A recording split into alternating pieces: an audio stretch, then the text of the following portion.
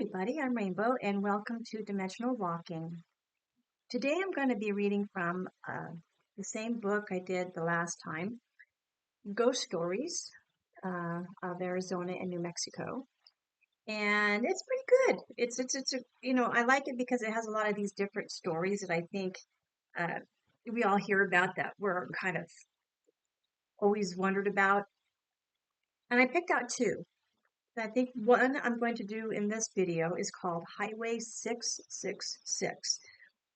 And here it says with Bill Richardson, who used to be the governor of New Mexico. He's passed away now, but he was a very interesting character. That's all I'll say.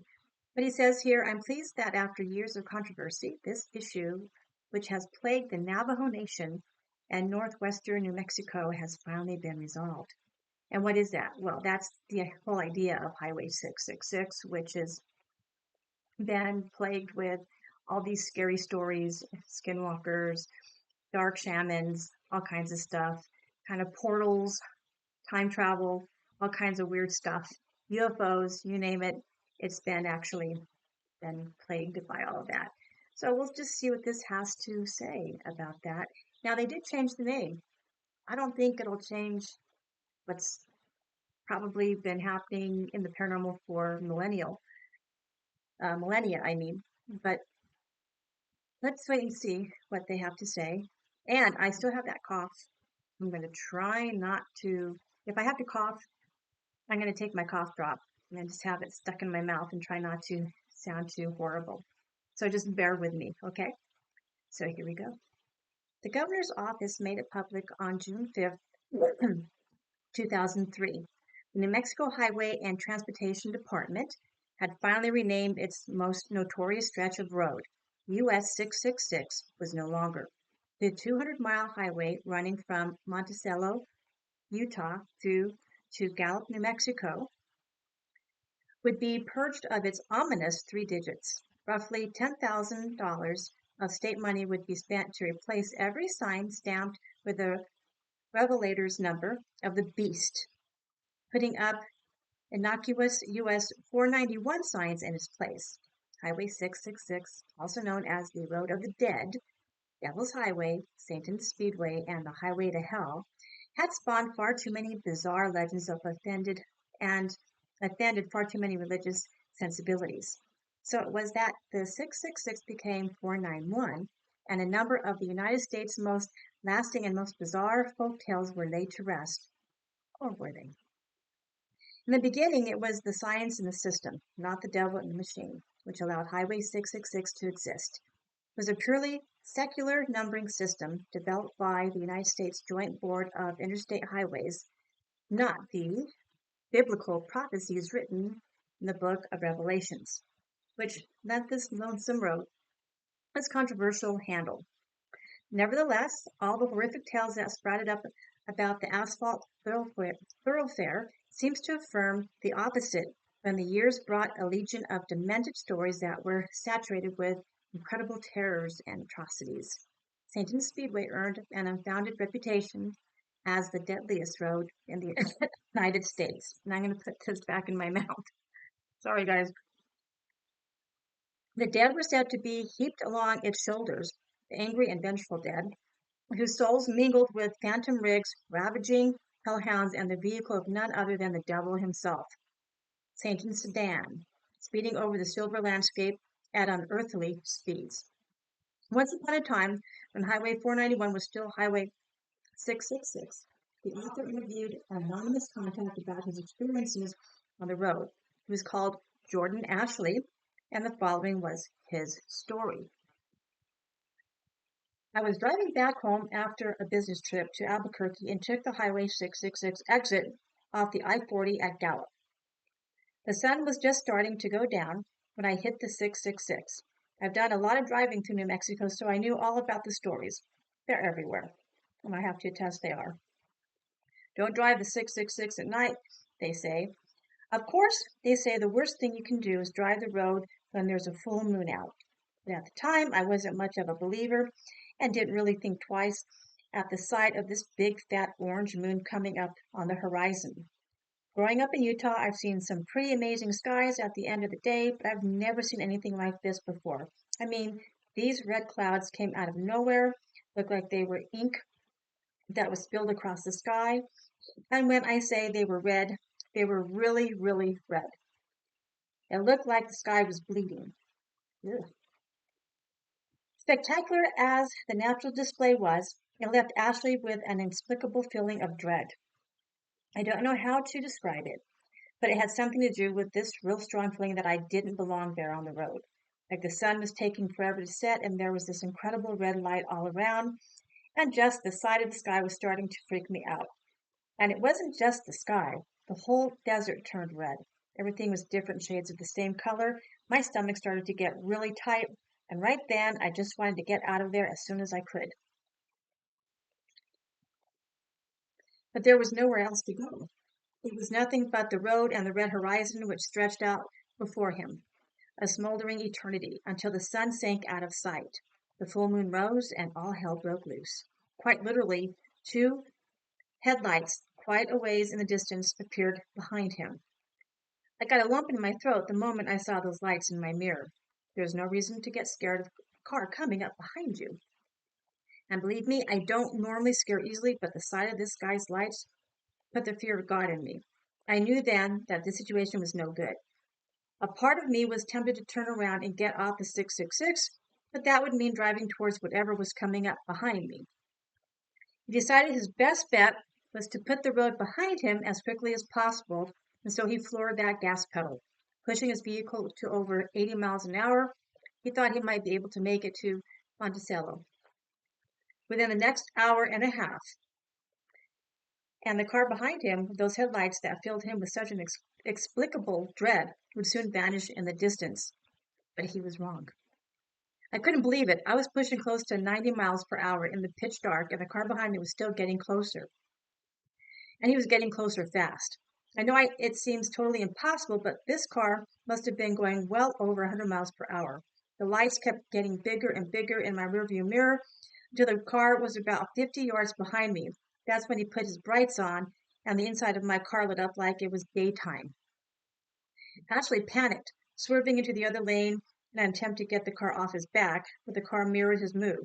A second later, the car was riding his bumper, and Ashley, then desperate, drove his car off the road, skidding out of control as his tires hit dirt. He glanced over at the vehicle as it roared past and did not believe his eyes. There was no way a car that big could be going that fast. I couldn't see too clearly in the dark, but I was able to make out that it was a big black sedan, an older car too, like maybe an early 70s Ford Galaxy or something. It was a boat. What's more, it looked like the car might have been overheating. There was smoke streaming out from under its hood and off the roof. Smoke looked silver in the moonlight. The star motorist wasn't able to gawk at this automobile for too long. Plowing over sand and rock off-road, going far too fast for comfort, he tried to get back on the highway but spun out of control when one of his tires went out. The car made a few more wild revolutions before it skidded to a halt in the dirt. When the car finally stopped, I didn't slow down for a second. I got out, threw open the trunk, went to work. There was this urgency. I didn't want to be stationary for any longer than I had to. It felt like I was in hostile territory.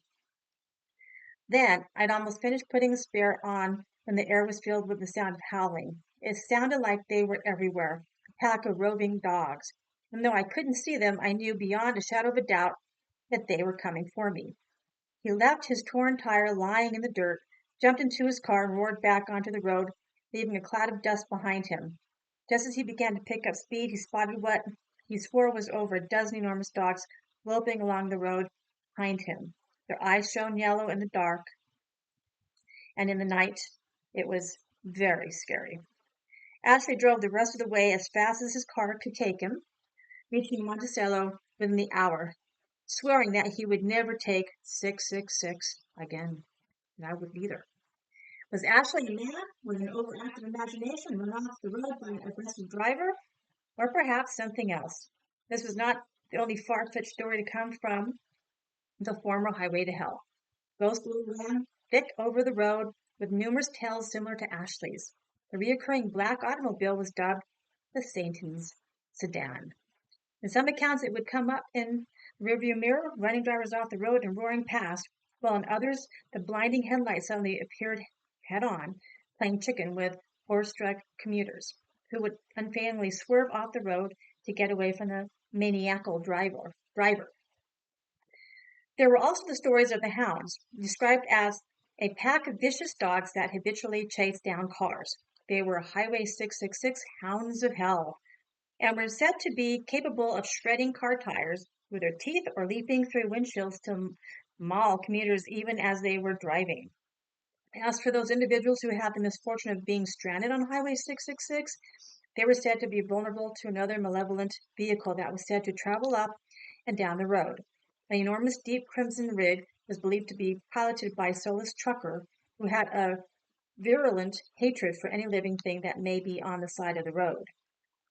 Moving at a phenomenal speed, the trucker made it a habit to plow into anyone who happened to be standing on the shoulder. Legend has it that dozens of hitchhikers met their end on the streaming grill of this massive semi. On top of all this, it was also said there was a ghost, the apparition of a pale young girl who stood very still on the shoulder of the highway, looking deathly pale with long black hair and disturbingly large, lifeless eyes. The girl was said to be barefoot, looking rather fragile, almost pleading, in a white nightgown that hung from her narrow shoulders.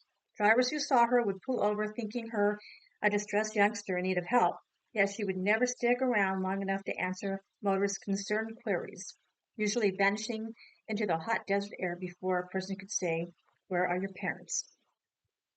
Where did the where did she go? Indeed, where have all the supernatural beings that once haunted the stretch of road go? Recent research into the highway has revealed an incredible dearth of such accounts compared to an abundant number of tales that once circulated when the 491 was the 666. It begs the question, what's in a name? Did the devil and his undead minions only favor the road when the state's highway and transportation department named it after him? Certainly, given the way that tales have dropped off, there was no intrinsic evil embedded in the land the highway cut through. Were these stories wishful thinking among individuals with morbid imaginations, such as me, because I have a very active imagination? Or could we be looking at exaggerations of isolated incidences and concurrent illusions spawned by nothing more than the power of suggestion? Which I think is kind of baloney, because sometimes you see what you see, and it's not something like you have to imagine. It's like these things will let you know that they're really there. I've had that experience. Who can say for sure? And many might say 10,000 is too high a price to pay for the mere purpose of killing such legends and elevating people's and alleviating people's superstitious fears. At least it can be said that now the devil has no way of getting from Monticello to Gallup, not by way of car anyways. So, did changing the number really change what happened? I mean, I think if something's going to be there, it's going to be there. But who knows? Anyways, I know about that because obviously I'm from New Mexico.